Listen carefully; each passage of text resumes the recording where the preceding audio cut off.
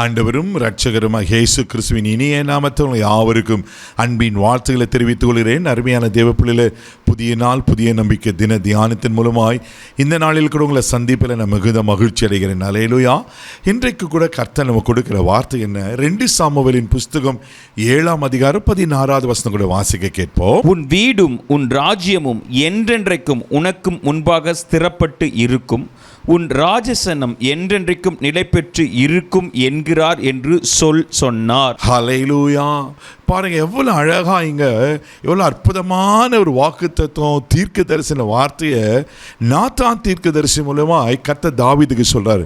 என்ன சொல்றாருன்னா, உன் வீடும் உன் ராஜ்யமும் என்றென்றைக்கும் எனக்கு முன்பாக ஸ்திரப்பட்டிருக்கும். அல்லேலூயா. தேவ பிள்ளைகளை பாருங்க, தாவீது நிலைமை எவ்வளோ நம்ம அறிந்திருக்கிறோம். பல முறை நம்ம தாவீதை தியானிச்சிருக்கிறோம். ஆண்டவர் அவ்வளோ பேசியிருக்கிறார்.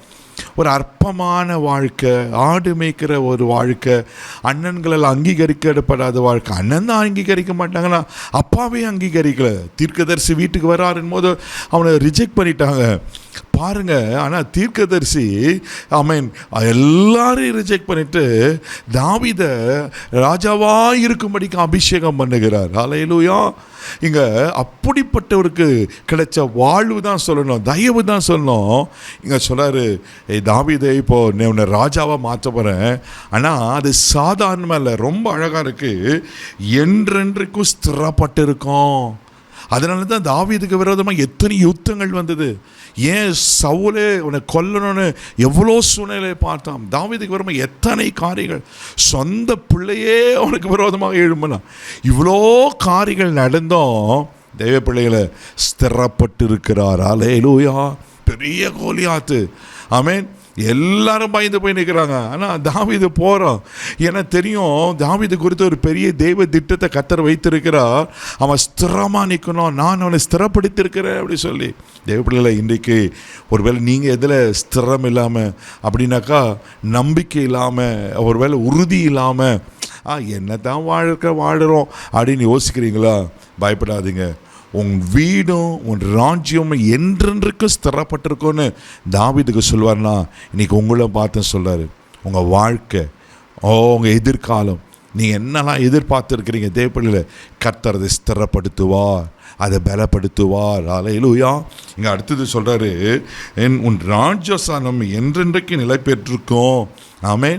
அப்படி சொல்லும்போது தாவீது அழகான ஒரு ஸ்டேட்மெண்ட் சொல்றாரு பாருங்களேன். 18ஆம் வசனம் கூட நம்ம வாசிக்க கேட்போம். அப்பொழுது தாவீது ராஜா உட்பிரவேசித்து, கர்த்தருடைய சமூகத்தில் இருந்து, கர்த்தராகிய ஆண்டவரே தேவரீர் என்னை இதுவரைக்கும் கொண்டு வந்ததற்கு நான் எம்மாத்திரம், என் வீடு எம்மாத்திரம். ஆமென். எவ்வளோ அழகா இருக்கு பாருங்க. தேவரீ என்னை இதுவரைக்கும் கொண்டு வந்ததற்கு நான் எம்மாத்திரம், என் வீடு ஏமாத்திரம். என் அண்ணன் தம்பிகள் என்னை முன்னேற்றத்துக்கு கொண்டு வரல, என் அப்பா என்னை முன்னேற்றத்துக்கு கொண்டு வரல, எனக்கு ஒருவேளை எனக்கு மற்ற யாரும் ஒத்தாசையும் இல்லை, எனக்கு ஒத்தாசை வர பர்வதம் நீங்கள் தான் அப்படின்னு சொல்லி உணர்ந்தவராக சொல்கிறாரு, நான் ஏமாத்திரம். இப்படி ரொம்ப அழகாக இருக்கு பாருங்க.